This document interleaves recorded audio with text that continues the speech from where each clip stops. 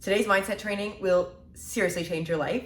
I'm so excited to bring my two worlds together and have them collide and talk about your relationship with fitness. Good morning, whatever day and time you're tuning into this, I'm glad you're here. I want you to give me 110% of your attention and focus because this topic, mindset, goal setting, I've been a student. I've been doing my daily personal development for the past 5 years. So I've just read a lot of books, listened to a lot of trainings, invested in a lot of different courses and programs. Fitness, I've been a trainer for 6 years. I have been working in the industry for 8. And before that, I was a competitive athlete my entire life. So I have been around fitness and activity. And that's what I actually do professionally. If you're new here and you didn't know that, I own a fitness studio. I started my fitness company during the pandemic. I'd been teaching in person, classes and training. And then the pandemic hit and I started live streaming classes on Instagram, and that community grew and grew and grew and grew. And grew not just because the workouts. I teach all dance-based athletic training, dance-based classes, super fun, high energy, really intense. And it grew not just because the workouts were fun, but more importantly, because of the philosophy behind it. And that is what my personal philosophy about exercising to feel good, as someone who struggled with disordered eating and with body dysmorphia and with a really bad relationship with exercise for 5 years. And so sharing this philosophy around, we're not doing this to change our bodies. We're not counting calories. We're not, restricting. We're not going on crazy diets or restrictive plans. We're just doing this to have fun and to feel good and to come together as a community. That was the philosophy behind, what I started. And that grew because a lot of people were like, this is so refreshing. And this actually works. When you're not making it this kind of toxic, restrictive challenge, oh my gosh, I actually stick with this. I actually am more consistent than I've ever been. And this philosophy I've honed and honed and honed, and I've had the company for 4 years now. I moved to a new city, got an in-person studio, and now I run a women's group fitness studio. That's my full-time gig. I just make content for fun on here on the side, and started sharing about mindset and goal setting because I'm passionate about it and all the lessons I've learned from becoming an entrepreneur and starting a company and running a company and building a company.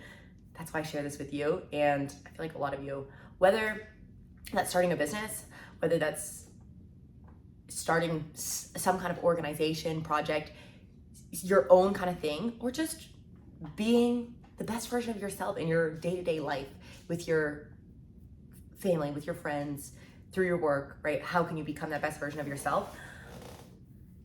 These topics are applicable, no matter what your goals are, because it's not about being the best, it's about being your best. Now, in terms of your relationship with fitness, that's a little backstory on, why I'm so passionate about these topics. If you can't tell, it is 8 a.m. on a Saturday morning and I am fired up. Little coffee break here. Also, I gotta show this off. These are my worlds colliding. That's gonna be the cover photo. My studio is called Shine Fit. I'll probably link it below. And if you're in Toronto, come visit. I teach there 5 days a week. But this mug, it says Rise and Shine. So it's my go-to mug whenever I'm teaching a morning event. And after this, I'm heading to teach a pop-up that I secured with Sport Check Activewear brand for 6 months at Stack Market. So super fired up for that. Now, if you have struggled with consistency, with exercising regularly, with motivation, with maybe you get really motivated and you exercise, really hard for a few weeks and you're like, okay, it's a new year, it's a new month, I just had my birthday, new year for me, it's the summer, it's whatever kind of externally driven factor that gives you the motivation. So let's break this down. The externally driven factor is what's giving you the motivation. And this is sneaky because sometimes it feels like, no, I'm just motivated from the inside this time, but really ask yourself, why did you get motivated? Was it, be honest, because again, there's no judgment, there's no shame, there's no guilt, there's no blame. Was it the fact that it's the new year, the fact that it's a birthday, the fact that there's a vacation coming up, the fact that summer's coming up? Is that your internal, deep down, is that your motivation? And for a lot of you, you're gonna say, I don't want it to be, but yeah, low key it is. That's okay. That is okay, because this shows us where you are, and we can only change by starting from where you are. We can't change from starting from where you're not, right? Does that make sense? Are you with me? Okay. seriously, stay with me. This is going to be so good. This is going to actually legitimately be life-changing. If there's one thing I'm confident in for sure about training mindset, it is this video, okay? So if that place of motivation is externally driven, when that external factor fades away, so does the motivation. And so how do we go about changing this? It needs to stem from within. And I love talking about fitness, and I think it's so cool because honestly, your personal fitness is a mirror for your person, right? The things going on in your body and your mind. It mirrors everything. Like the analogies, the crossovers between fitness analogies and business analogies, insane. The analogies between fitness analogies and like life analogies of how you show up, so similar. And the reason it's such an easy analogy to understand is because it's tangible. You can physically like do the hard work. You can see the workouts. You can see the consistency. You can feel the difference. No, so I didn't say see the difference, okay? And this is going to be tricky to wrap your mind around, especially if you have been a victim of diet culture and on this yo-yo cycle for years, where you get super motivated because whatever external event is coming up and you go really hard and you're perfect at it for a few weeks. You're like, okay, I'm gonna do 5 days a week. I'm gonna do an hour a day. I'm going on this training plan. I'm gonna change all my eating habits. You try to change everything at once.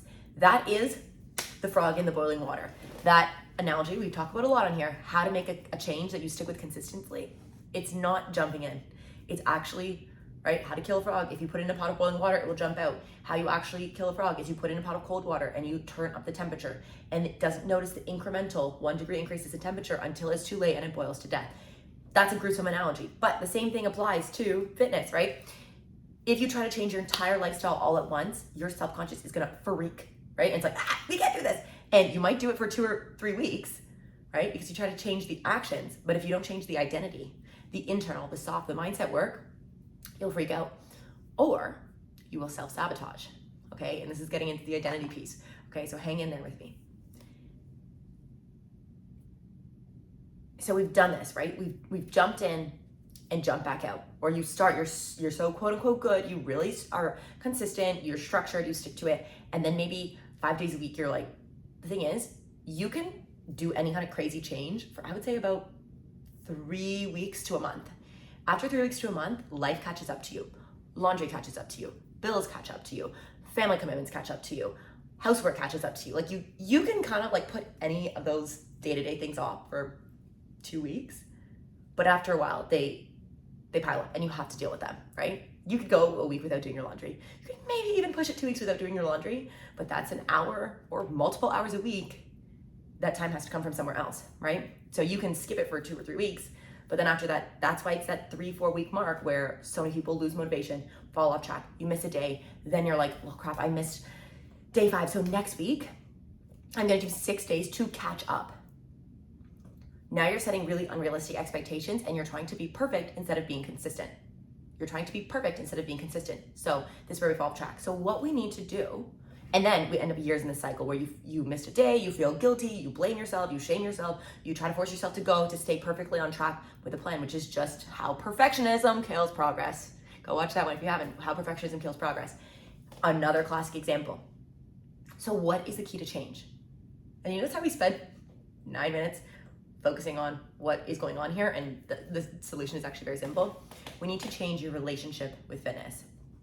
We need to change your relationship with fitness. I want you to think about exercising like a relationship. In a toxic relationship, there's games, there's manipulation, there's maybe judging, blaming, guilting, shaming, right? Not a relationship with another person, whether that's a romantic relationship, a friendship, a family relationship, anything.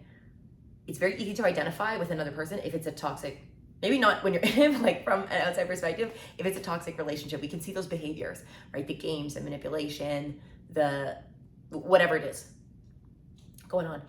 If that is how you're treating working out, there's games involved. If you do this, you'll get a prize. There's manipulation. If you don't go, you can't watch TikTok tonight. There's shaming, guilting, blaming. You always do this. You always say you're gonna fall on track. How come you can't just stick with it? right? Going down that negative self-talk spiral, poof, negative action loop. Don't go there. Don't go there. We're better than that, right? The key to changing is to think of building a healthy relationship. That doesn't mean jumping into marriage where you're doing something 5 days a week. That means like starting slowly. Like this is the dating, the courtship. Maybe you start by drinking more water every day. You start by going on a walk.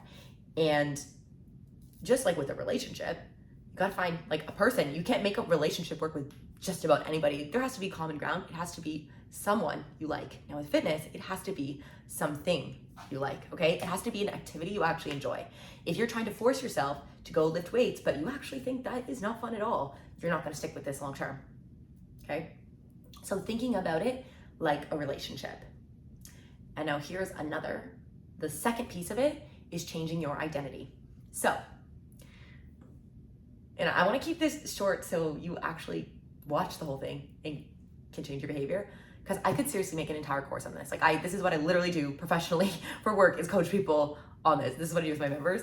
So it's hard to fit it all into like 10 to 12 minutes. The identity piece. So say you start dating someone, right? In the beginning of dating someone, or with a friend, you just met them like at a networking event or something. You're just like an acquaintance. And then as things progress, eventually like, oh, I'm seeing someone. That's like, I'm seeing someone. And then eventually it's the identity shift. Like, oh, now that's my boyfriend. That's my girlfriend. Or I'm his or her boyfriend or girlfriend, right? And then eventually that escalates into like maybe marriage. And the same thing with fitness.